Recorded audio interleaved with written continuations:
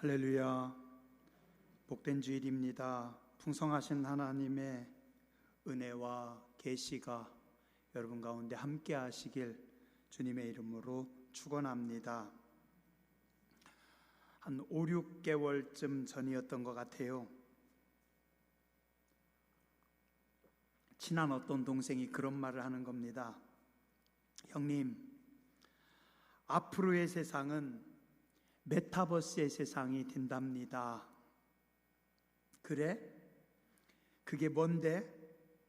내가 시내버스는 알고 스쿨버스도 아는데 메타버스는 뭐야? 나름대로 열심히 설명을 해주는데 분명히 한국말인데 제게는 외계어로 들리는 겁니다. 잘 이해는 안 되지만 그래, 대충 가상세계라는 거지? 제가 또 아내에게 또 몇 달 전에 아는 척을 하느라고 여보, 앞으로는 메타버스의 세상이 된다고 해요. 나도 들어보긴 했는데 메타버스의 세상이 구체적으로 뭡니까? 글쎄, 가상세계라고 하지? 설명을 하려고는 하는데 모르겠어요. 한번 찾아봤습니다. 메타버스가 뭔가. 네이버 지식백과에 보면 이렇게 쓰여 있더라고요. 메타버스는 가상, 초월, 그것을 뜻하는 영어 단어인 메타와 우주를 뜻하는 유니버스라고 하는 말의 합성어로 현실 세계와 같은 사회, 경제, 문화 활동이 이루어지는 제3차원의 가상세계를 가리킨다. 이 메타버스라고 하는 말은 가상현실, VR이나 컴퓨터로 만들어 놓은 가상세계에서 사람이 실제로 체험할 수 있도록 하는 최첨단 기술, 근데 여기서 한 단계 더 진화한 개념으로 아바타를 활용해서 단지 게임이나 가상현실을 즐기는 데 그치지 않고 실제 현실과 같은 사회 문화적 활동을 할 수 있다는 특징이 있다. 메타버스는 1992년 미국 SF 작가 닐 스티븐슨이 소설 스노 크래시에서 언급하면서 처음 등장한 개념으로 이 소설에서 메타버스는 아바타를 통해서만 들어갈 수 있는 가상의 세계를 가리킨다. 그러다 2003년 린든 랩이 출시한 3차원 가상현실 기반의 세컨드 라이프 게임이 인기를 끌면서 메타버스가 널리 알려지게 되었다. 아셨죠? 목사님 오늘 뭔 소리 하세요? 잘 모르겠죠? 저도 헷갈립니다. 좀 최대한 설명을 해볼게요. 오늘 우리는 우주 속에 지구라는 행성 안에, 그 행성 위에서 살아가고 있는 존재들입니다. 근데 우리 인간들이 컴퓨터를 통해서 그 안에 가상의 세계, 인간이 만든 세계입니다. 그 가상의 세계, 가상의 우주를 만듭니다. 그리고 그 안에서 사람들이 만나서 여러 가지 활동을 하는 겁니다. 예를 든다면 한국에서, 미국에서, 유럽에서 함께 컴퓨터를 켜고 함께 들어가서 그 속에서 어떤 여러 가지 활동들을 하는 겁니다. 우리가 실제 삶 속에서 서울 강남의 테란로에 땅을 사서 거기다 빌딩을 짓고 그 안에 사무실을 분양하고 혹은 임대해서 거기 출근하고 하루 종일 직장 생활하다가 퇴근하듯이 컴퓨터를 통해서 인터넷 가상세계 속에 들어갑니다. 그 안에서 땅을 사고 그리고 그 땅 위에 건물을 짓고 그 안에 사무실을 분양하고 임대받고 그 사무실을 꾸미고 거기서 사업을 하고 장사도 한답니다. 또 그 안에서도 좋은 땅은 인기가 좋고 비싸고, 또 우리가 현실 세계에서 건물을 짓고 집을 짓듯이 이 가상 세계 안에서 어떤 사람은 집을 짓는 건축가가 있고, 어떤 사람은 집을 꾸미는 인테리어가도 있고, 또 그 안에서 여러 가지 경제적인 활동을 할 수 있답니다. 그게 메타버스래요. 신기하죠? 여러분의 이해를 돕기 위해서 한번 생각해 보려고 합니다. 지금부터 100년 전으로 돌아갑니다. 100년 전. 그러면 1922년이죠. 언제예요? 조선시대입니다. 일제 식민지 치하에 있던 그때입니다. 자, 100년 전 사람들에게 우리가 가서 설명을 해줍니다. 앞으로 당신의 손주가 사는 세상은 당신이 쳐다보지도 않는 저기 서울의 모래 땅, 여의도라고 하는 섬에 전철을 타고 가고, 그 다음에 시내버스를 타고 가서 저 하늘 꼭대기 저 위에 54층 꼭대기에 올라가서 거기서 모니터만 쳐다보면서 하루 종일 앉아서 미국 사람하고 전화통화하면서 일할 겁니다 라고 100년 전 사람들에게 이야기를 하면은 어떻게 생각할까요? 뭔 소리 하는 거야? 어느 날 새벽 2시에 고대 초등학교 5학년 학생하고 러시아의 32살짜리 청년이 함께 가상세계에서 만나서 한 팀이 되어서 전쟁터에 나가서 전쟁을 한다면 그분들은 믿을 수 있을까요?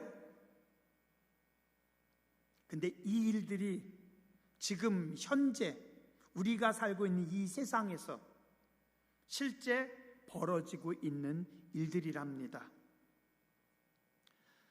작년에 전 세계에서 6번째로 큰 기업인 페이스북이라고 하는 회사가 있었습니다. 우리나라 삼성그룹이, 삼성 전체가 세계 계열로 쭉 보면 세계에서 15번째라고 해요. 그리고 이 페이스북이라고 하는 회사는 삼성보다 총 그 회사 가치가 삼성의 2배를 더 넘는 회사입니다. 우리 삼성보다 더 2배 이상 큰 회사니 엄청나죠? 그런데 이 페이스북이라고 하는 회사 이름 자체를 메타로 바꿨대요.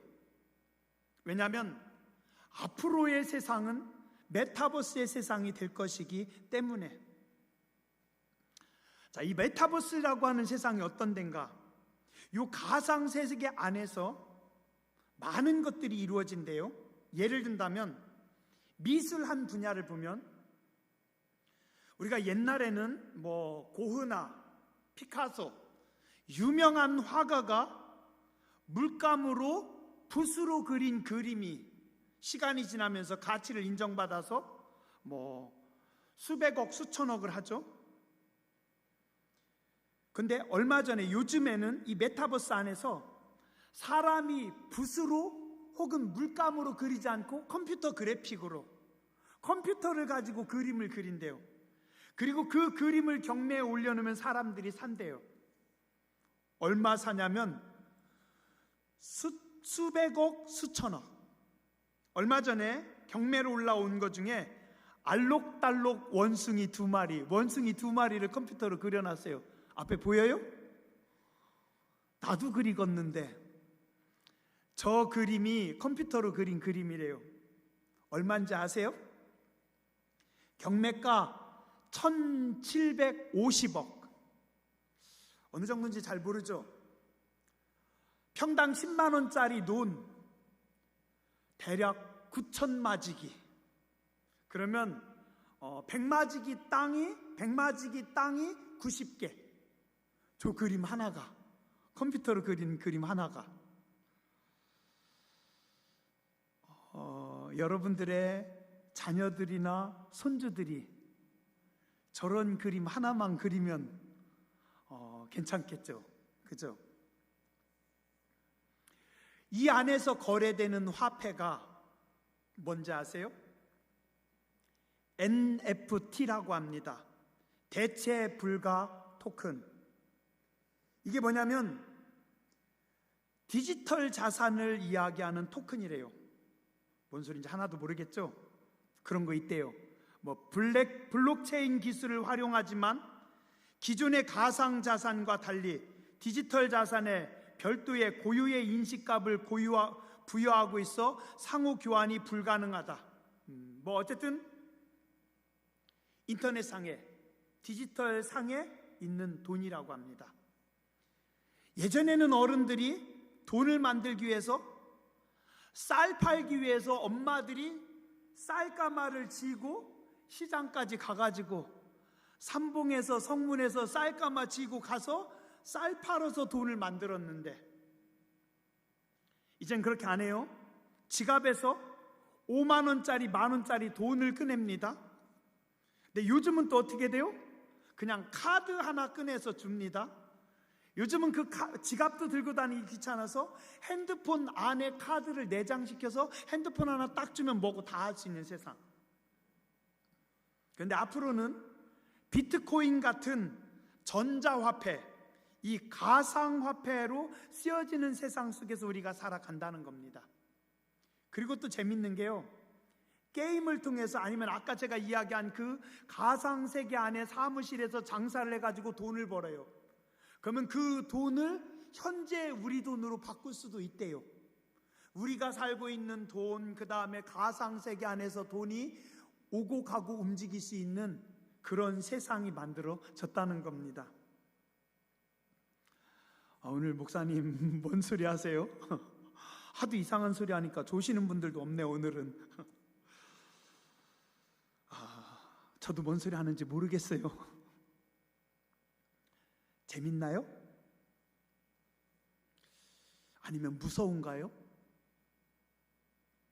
솔직히 저는 무섭습니다. 무서워요. 점점 이런 세상이 오고 있구나. 앞으로 이런 세상에서 우리가 살아가는구나. 우리의 자녀들이 이런 세상 속에서 경쟁을 하고 살아가야 되는구나. 예전에 그 칼릴 지브란이라고 하는 시인이고 기독교 영성가가 예언자라고 하는 책에서 쓴 그 글 중에 자녀에 대해서라고 하는 글에 이런 내용이 있습니다. 그대들의 아이들이 그대들의 소유라고 생각하지 마라. 그대들의 아이는 하나님께서 맡겨주신 하나님의 사람들이다. 당신들은 아이들에게 사랑은 줄 수 있지만 당신들의 생각까지 줄 수는 없다. 왜냐하면 그대들의 아이들은 아이들 자신의 생각을 가졌기 때문에 그대들은 아이들에게 육신의 집은 줄 수 있지만 영혼의 집까지 줄 수는 없다. 왜냐하면 아이들의 영혼은 내일의 집에서 살고 있기 때문이다. 그대들은 결코 찾아갈 수도 없는, 꿈속에서도 꿈을 꿀 수 없는 그 내일의 집에 그대들의 아이들이 살게 되기 때문에 그대들의 아이들을 그대들처럼, 당신들처럼 만들려고 하지 말고, 왜냐하면 삶이란 뒤로 돌아갈 수 없기 때문에, 머물지도 않기 때문에. 자, 우리의 자녀들은 우리가 가보지도 못하는, 알지도 못하는 세상에서 살 거라는 겁니다. 서연이는 김은숙 권사님이 가보지도 못한, 알지도 못하는 세상 속에서 살기 때문에 우리가 사랑은 줄 수 있지만 우리가 우리에게 뭔가 생각을 주거나 우리가 뭔가 말할 수 없다라는 겁니다. 그죠? 어때요? 저는 좀 두렵습니다. 앞으로 어떻게 살아가지? 그런데 성경을 보다 보니까 성경 속에 이런 메타버스 같은 참 신기한 일들이 참 많이 기록되어 있습니다. 대표적인 내용으로 요한계시록 어때요? patmos섬에 유배되어서 그곳 감옥에서 하루 종일 힘들게 살아가던 예수님의 제자 요한, 어두운 밤 음습하고 추운 감옥 속에 있었는데 그가 기도할 때 예수님께서 요한을 찾아오십니다. 그리고 그 환상 가운데 요한에게 계시록이라고 하는 무섭고도 놀라운 미래와 하나님의 나라를 보여주고 말씀하고 있습니다. 그걸 다 받아 적은 게 요한계시록입니다. 요한은 자기 눈으로 직접 환상을 보고 계시를 봤기 때문에 생생하고 현실적이었지만 이 요한이 쓴 요한계시록을 당대의 다른 사람들이 읽으면 이해할 수 있을까요? 오늘 우리가 봐도 참 어리둥절하고 해석하기 힘든 게 요한계시록입니다. 자, 그럼 요한은 어떻게 해서 이런 요한계시록을 보고 썼을까요? 자, 하나님은 기도하는 사람들을 사랑하십니다. 그리고 기도하는 사람들을 신뢰합니다. 하나님께서 기도하는 사람을 믿는다는 겁니다. 자, 그럼 인간의 입장에서 기도하는 사람들은 왜 기도할까요? 하나님을 믿으니까, 그죠? 자, 오늘 내 앞에 이 문제를 내가 풀 수 없어요. 너무 어려워요. 그런데 내가 기도하면 하나님께서 풀어주실 수 있기 때문에, 아까 구장로님도 기도 잘해 주셨듯이 기도하면 되기 때문에, 기도가 해답이고 기도가 능력이고 기도가 지혜이기 때문에, 왜냐하면 하나님을 신뢰하니까. 나는 이 문제에 대한 답이 없었고 나는 이 문제에 대한 능력이 없고 나는 우둔해서 지혜가 없지만 기도하면 하나님께서 간섭하셔서 해답을 주니까, 누가? 하나님을 신뢰하는 사람들, 하나님을 믿는 사람들이 기도하는 겁니다. 하나님을 믿지 못하는 사람은 기도를 못합니다. 왜요? 못 믿는데 어떻게 기도해요? 그 시간에 내가 뛰어야죠. 그 시간에 내가 답을 찾는 거고 그 시간에 내가 방법을 찾는 거죠. 그런데 하나님을 믿는 사람들은 기도합니다.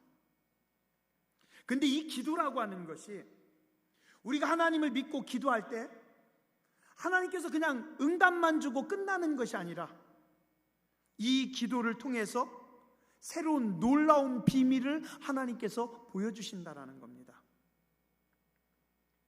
우리가 어떤 문제가 있어서 하나님 앞에 기도하잖아요.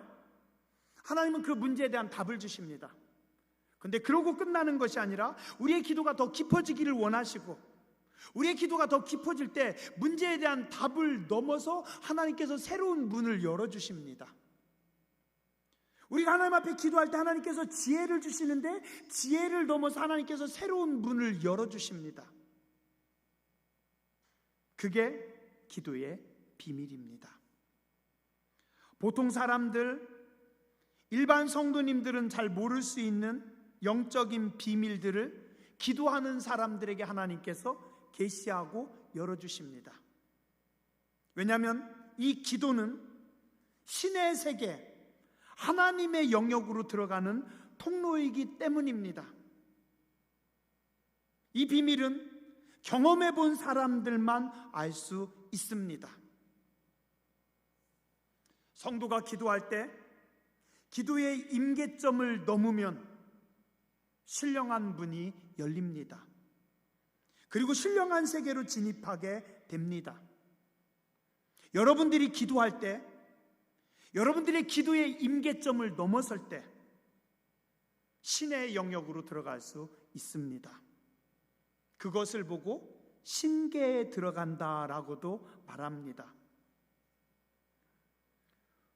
꿈과 환상, 계시를 하나님께서 열어주십니다.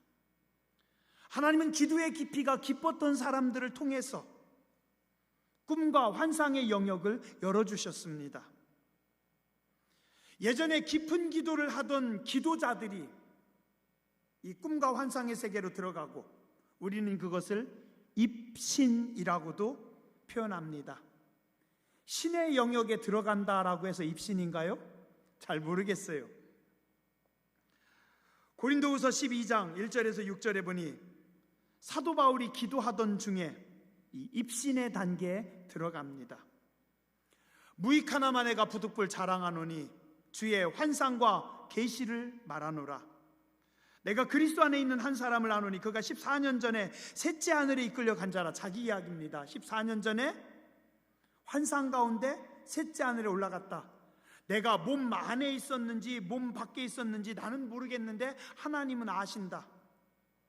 내가 그곳에 올라가 보니 말로 표현할 수 없는 놀라운 말을 듣고 사람이 가히 어떻게 말할 수 없는 말이다. 사도 바울이 이야기하는 겁니다. 기도하는 중에 하나님께서 나를 셋째 하늘 3층 천 하나님의 나라로 불러 올리셔서 내가 그 3층 천을 보고 왔습니다 라고 이야기합니다. 성경에 보면 아모스 3장 7절에 이렇게 말씀합니다.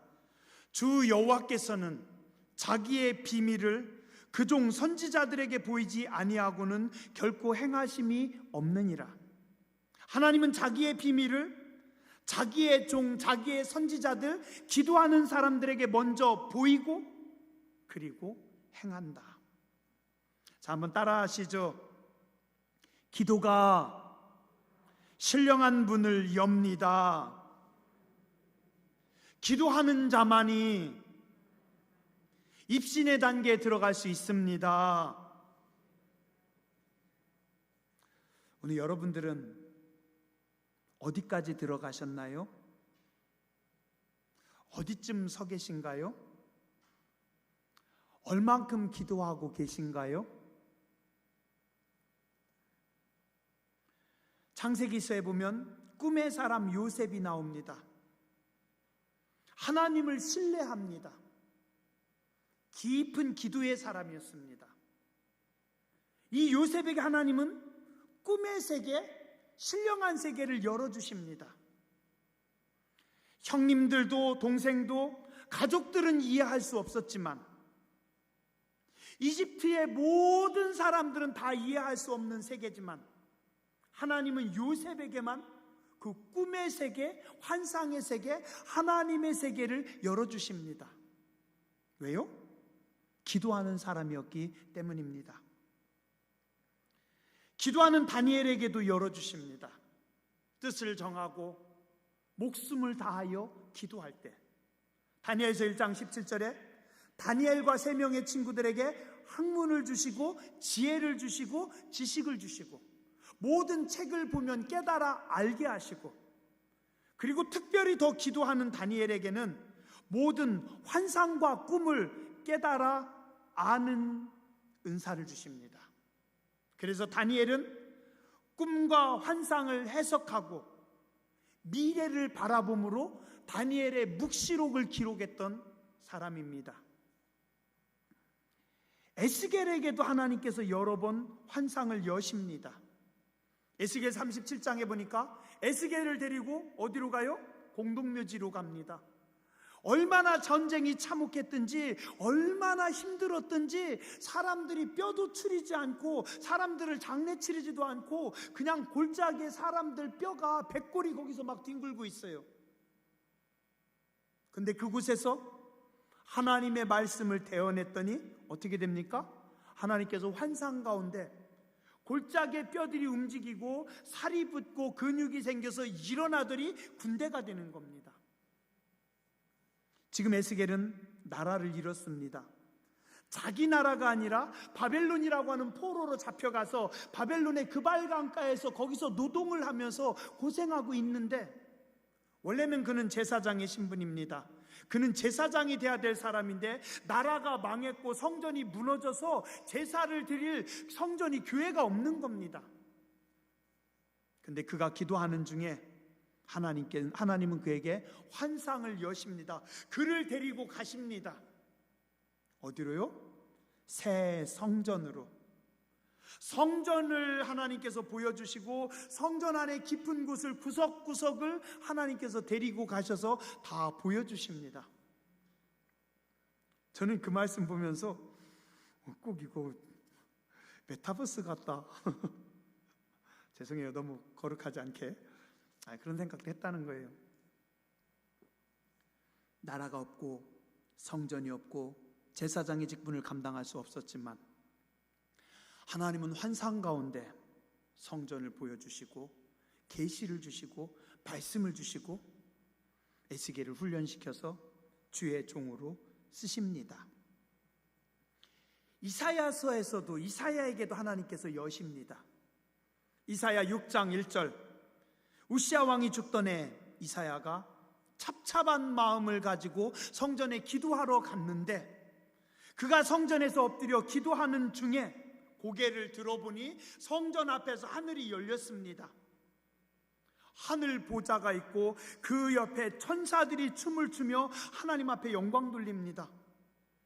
이사야가 너무 놀라서 하나님 앞에 덜덜 떱니다. 하나님, 저는 죄인인데 거룩하신 하나님의 영광을 보았군요. 하나님, 저 죽게 생겼습니다. 왜요? 내 죄가 크기 때문에. 하나님, 내가 죄인입니다. 하나님의 영광 앞에 서면 내가 죄인인 것을 깨닫게 됩니다. 그때 어떻게 합니까? 천사 중에 하나가 제단에서 집은 바 핀 숯을 가지고 내게로 날아와 그것을 내 입에 대어 이르되, 보라, 이것이 내 입에 닿았으니 내 악이 제하여졌고 내 죄가 사하여졌느니라. 제단의 숯불로 이사야의 입을 지집니다. 숯덩어리, 활활 뜨겁게 타오르는 숯덩어리 갖다 입에 지지면 어떻게 해요? 사람 죽죠. 이것은 육체를 지지는 것이 아니라 영혼의 죄를 태우고 지져서 정결하게 쓰십니다. 요엘서 2장 28절에서 32절에 보니 요엘이 고백합니다.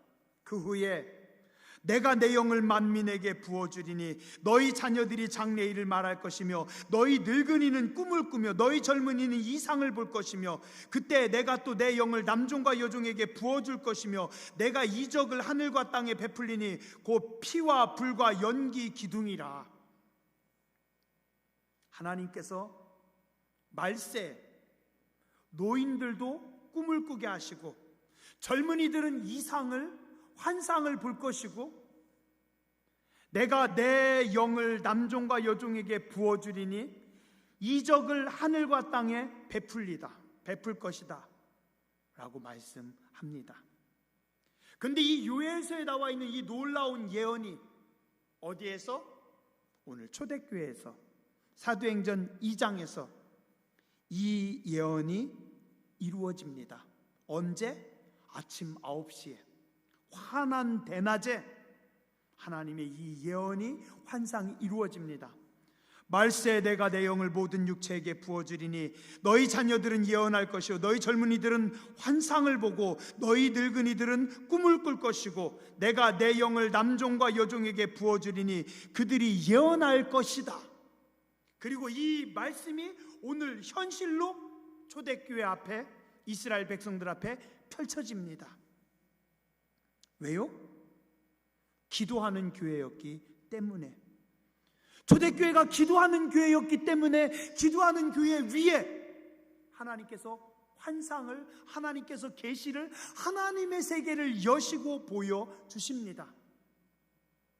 뜨겁게 기도하는 교회, 하나님은 환상과 꿈을 열어주십니다. 하나님을 신뢰하며 뜨겁게 기도하는 하나님의 사람들에게 환상과 꿈을 하나님께서 열어주십니다.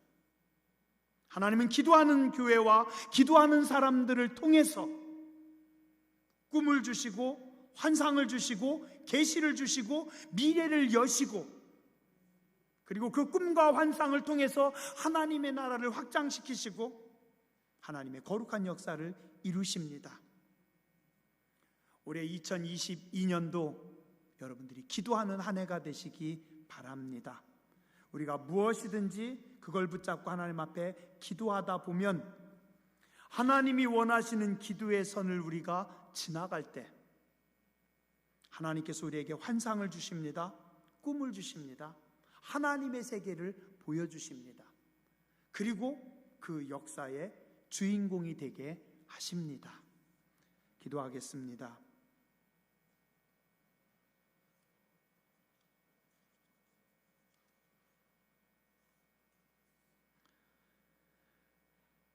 자비하신 하나님, 저희들은 너무 보이는 것만 의지하고 들리는 것만 들으면서 세상 일에만 집착하며 살아가고 있습니다.